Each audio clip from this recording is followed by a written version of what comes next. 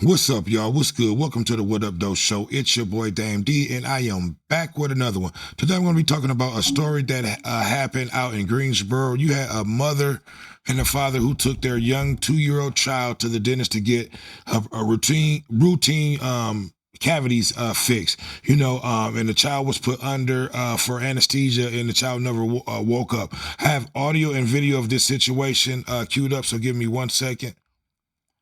A horrible situation. I have a 2-year-old, and I don't know what I would do in this situation if this happened. But here we go. Here's the story.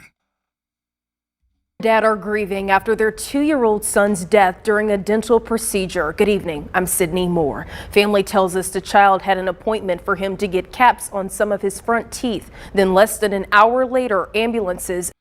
And I'm going to say this. I don't know why a 2-year-old would have cavities or be getting caps, but that's nonetheless. And police showed up at the office. WFMY News 2's Nixon Norman talked to the 2-year-old's parents about what happened. Ermiah Mitchell just turned 2 a few months ago. Today, he lost his life at a Greensboro dental office. His parents are heartbroken and looking for answers. I love you. I love you. A miracle baby.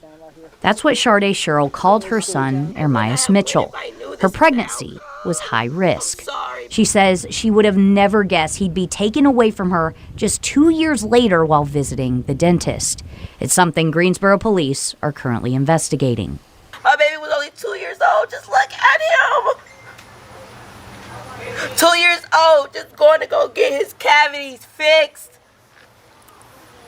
And my son did not wake up. Cheryl and Ermias' dad, David Mitchell, live in Salisbury. They say they took him to Valligate Dental Surgery Centers in Greensboro to fill some cavities. They say their son went back for his procedure, and just 40 minutes later, ambulances and police officers showed up at the dental office for their son. I just want to know what happened to my baby. We just want to know also, why weren't we contacted? They say they weren't notified until after Ermias had already been taken to the hospital, alone, in an ambulance. How did y'all leave us? How did you take my baby by himself in that ambulance?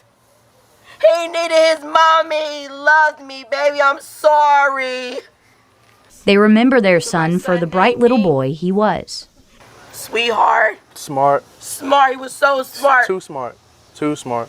He loved dinosaurs. This is the dinosaur that he took with him back there. His dad says Ermias was curious, that he helped him change a tire just days ago. His mom says they cuddled to sleep every night. Now they say they don't know if they'll ever feel whole again.